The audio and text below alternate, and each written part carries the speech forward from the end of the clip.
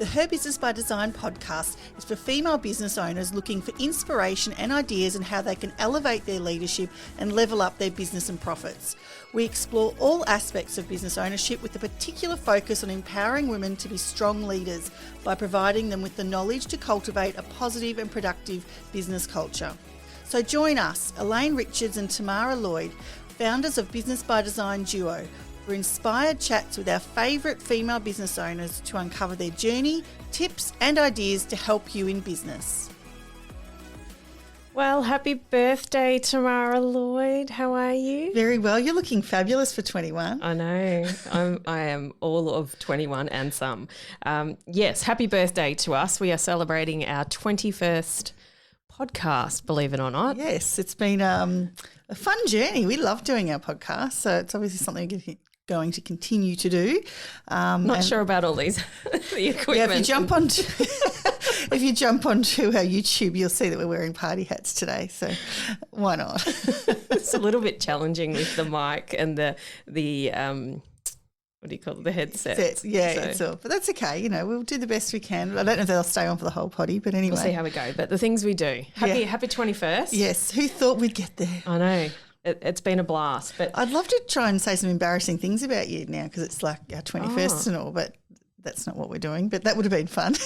We could have planned this a hell of a lot better.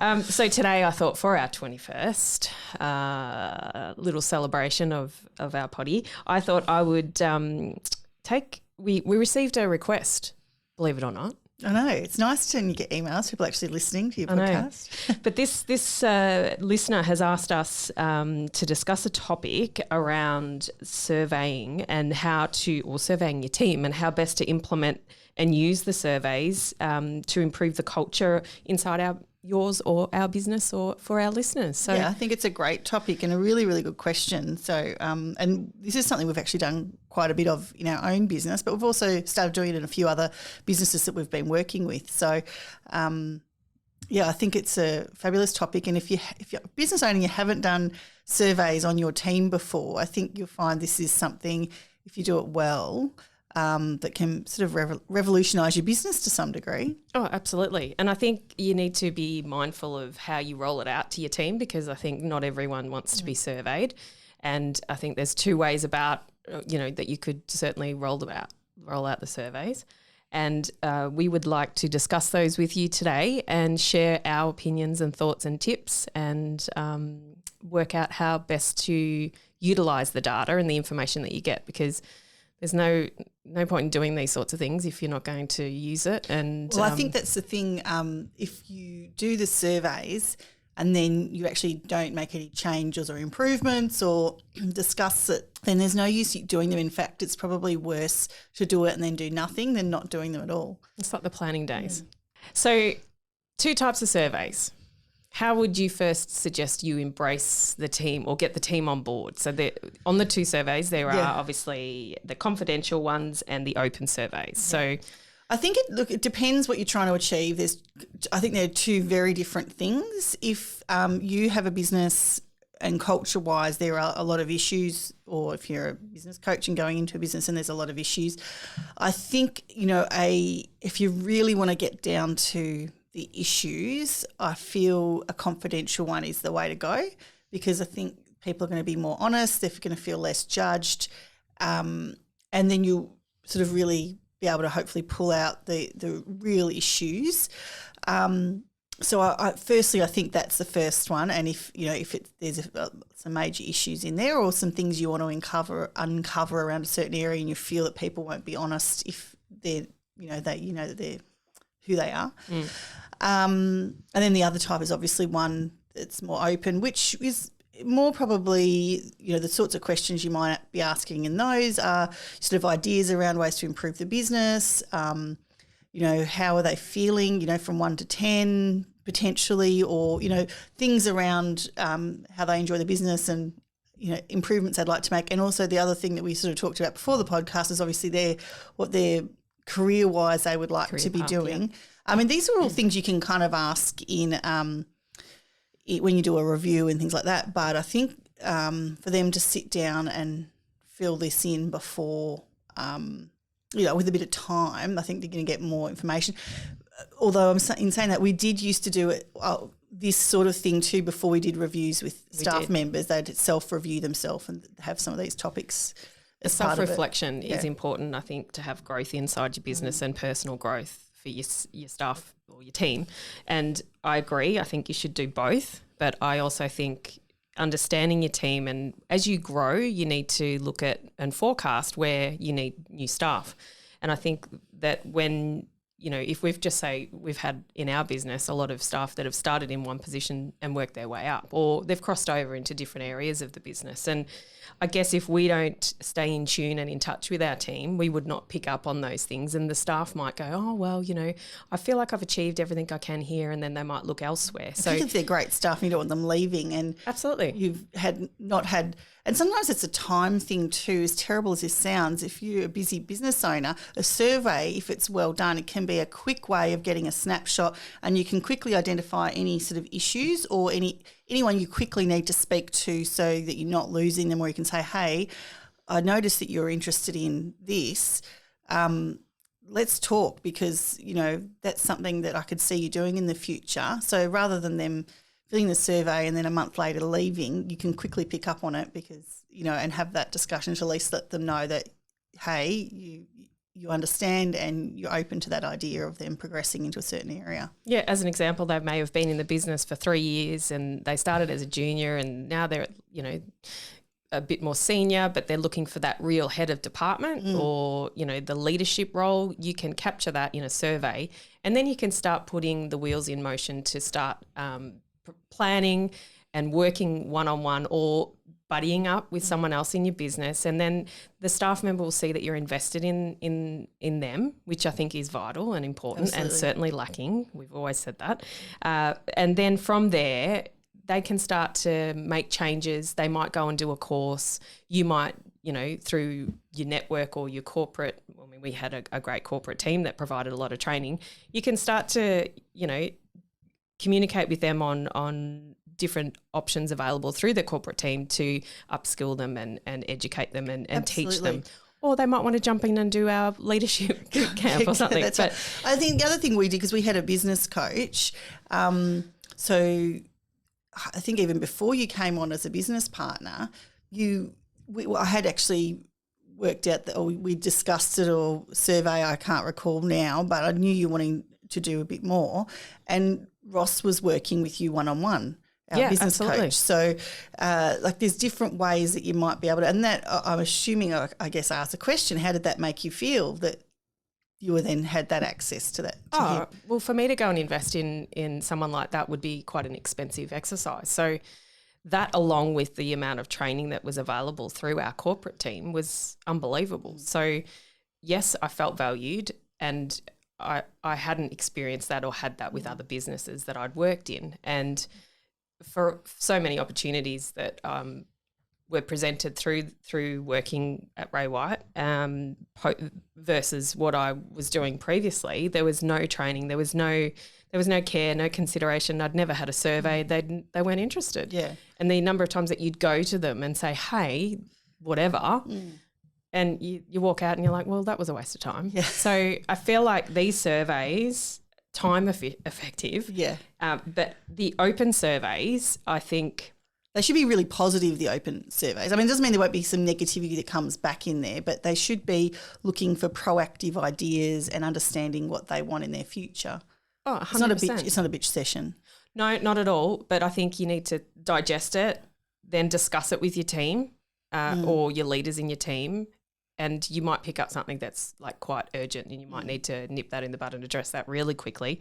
But then you can plan for growth, plan for improvement in your culture. And I think if you discuss it with your team and get them on side and on board, they can see that you're invested in their input, their thought, and the better of the business and the growth of your culture. Yeah, so 100%. And I think asking some open-ended questions as well that allows them, how do you feel about working in the business? What's the best thing? What are some things you'd like to change within the business? So asking some sort of open-ended questions like that, where it allows them, gives them a bit of a track to go down, but they can be really honest with you. and knowing that. And I think the more you do these and take them seriously and they see that there are actions that come out of it, doesn't mean that everything they suggest is implemented, but the easier it's going to get each time. It does become part of your culture that you're genuine about these, you take them seriously, and the information is not leaked out to everybody in an inappropriate manner. You know what I mean? That's actually a really good trust. point. And I think if it's the way you deliver it to your team. And so quite often we would say, okay, we're going to roll out these surveys. We don't want you to all get together and, discuss that. This is an opportunity for you to have a voice and have a say and to really have some change in the work environment that you come in, day out. And it's not to be discussed outside, down in the local coffee shop. Yeah, but also that we're not going to, so it might not be confidential. It might be in terms of, it might be an open survey, so we know who's filled it in, but I'm then not going to go to everybody in the team, Lisa said this, Sally said that. Tamara did that. Yeah. Can you believe it? So, for them to know that there is a level of confidentiality unless we come to them and say, Lisa, do you mind me discussing this with the team? And she goes, yeah, no worries. So I think, it's might not be a confidential survey in that we know who's filling it in, but we're not sharing that with everybody unless we speak to that person and there's a reason for that. Also, when you do these surveys, it's really important that in a timely fashion you go through it and read it, 100%. Digest it. You don't leave it for weeks, months. No. You do it, and then within a week you should have really gone through it and have a plan. Yeah, and I think to not take things too personally either. You're giving people the opportunity. There may be some stuff that comes back that you don't want to hear, but digest that and then think about how the best way to approach it is, or to answer the question, or to approach whatever the issue is. I guess that comes down to your leadership style, but just don't go, oh my gosh, they said that's not fair, and then start attacking them. Agree. So it's really digesting it. Obviously that's their opinion. What's the other side? So don't cause an issue out of it either. It's got to be a positive experience. Otherwise, next time they're done, the way you've handled it will get around and they won't want to fill them in. So regardless of what comes back, you've got to approach it in a positive way. Lead by example tomorrow. Correct. And just not to get too bogged down in negativity and stuff. I mean, and that's where if you feel there's a lot of issues, a confidential one might be better, so that people, you can go, okay, these are the issues we've got. We've got to really start from scratch with our culture or whatever, or this is an area of our culture we've really got to work on. I think with the surveys we've done in the past, and you mentioned it earlier, we used to do the one-on-one. A lot of people that came into our business had never actually experienced that process, and I must say they were quite overwhelmed by it. I think when you have the discussions at the start, it's important to make them feel as comfortable as possible and valued. You're talking about our 6 monthly reviews? The 6 monthly, but also the same. Yeah. I think regardless of what it is, I think a lot of them didn't, let's be honest, hadn't had that experience, and some of our staff were quite overwhelmed by it. Filling it in. Completing it. Yeah. But I think it's a great opportunity to just pause and self-reflect and look at where they've come from, where they are and where they want to go. Yeah. And then inside the business, when you're doing it as a whole, inside your business with your team, how is that environment? And I think if they do it well and take it seriously, they will reap the rewards from that. I have to say that the self-assessment, I guess, survey that I'd sort of set up before you do an annual or a biannual review that they filled in, and would have questions like, what do you want to, what do you think you've learned most over the last 12 months, or what are you most proud of? What are some areas you want to improve? What are you most disappointed in? So they're fairly open-ended, and it was I think there's a couple of pages of questions, but they could write a fair bit in it if they wanted to. The reason it came about was I found it quite difficult to do the one-on-ones, always to understand what areas you need to talk about. So by having them fill that in, it was really clear as to what areas were most important to that person, and where they wanted to go and where there was concerns, where there was training needed. So it actually really made doing the catch-ups a lot easier, because otherwise I found it hard. Where do I start? What do I say? And they're very much put on the spot, whereas this way they weren't put on the spot. They had time to really think about it. And I felt that was a better way of doing the reviews. And then obviously there might be stuff I want to add or I might disagree with something, but usually I would go through, or you'd go through with the PM team and you'd kind of agree with most of it. But it wasn't an easier way. Like, it was a cheap way of doing a review, really. Well, I never had one. Okay, point taken. I did plenty with the team, but I agree they were most valuable. And for me, I found that's where a lot of the pockets of gold were for my department. Yeah. Because I think in the end there was 11 staff, and it's hard to have time to spend with them all individually and understand each and every one of them and how altogether they, made up that well-oiled machine. But we did pick up opportunities of where they wanted to go, and I think that was valuable for me and our business because we didn't want to lose staff, and we had a great. It also gave them opportunities to give some ideas. If they could see that there's an area that could be improved, they would put their ideas forward, and you might then build on that idea with the rest of the team or with them or whatever the case might be, or you and I might build on that idea. But we definitely looked and thought, well, that person is working in that department. They've got this idea. Is there something around that would actually improve our business, yes or no? And well, if often there's something in that because they are working the floor. If they're a good employee, they're usually going to have a few ideas around how things can be done better. And that's really how we improved our processes and our culture over time, was sort of listening to our team. Yeah, absolutely. And giving the opportunity to, have put forward their ideas. One thing that we're also rolling out in the coming months is the archetype assessment. Yes, the leadership ones. Yeah. Great for business owners that have got new staff that they're looking to employ or promote inside their business. And this is going to be an assessment that in the probably months ahead that they can do and invest. Yeah, 100%. So there would be a cost for the actual assessment, and it's quite detailed, and it will help business owners work out how different team leaders within the business or different leaders within the business can work well together, what their strengths are and their potential weaknesses that they need to work on, or more so if you say it as how their leadership style could potentially be a negative, so in certain situations. So therefore, if they're aware of that, they can think about it a bit more before they handle those sort of situations, and maybe a better way of handling it. So the delivery and approach of communication might be an example. And it completely depends on the situation. So so those archetypes, and we'll talk about those more in podcasts ahead, but there's 12 leadership archetypes, and although the assessment says a fee for them to be done, we actually have created a quiz that'll give you a bit of an idea on what your main leadership archetype might be, and that's actually on our website. So you can go to businessbydesignduo.com.au, and at the top of our website and our homepage, I think it's actually on every page, it says take our quiz, and you can take that. It only takes about 5 minutes, but it'll give you a bit of an idea. I mean, you and your team could all run through it if you wanted. Oh, I think there's no charge for it, and send it on to other people, and you'll come back with the main archetype you may be, and then just a brief understanding of what that is. So I think it's a great little thing to do in the business. And you were I was a lover. And I was a caregiver, I think. Yes. But as we've mentioned before, that sometimes you have a few. Oh, you would be. Yeah, you would have.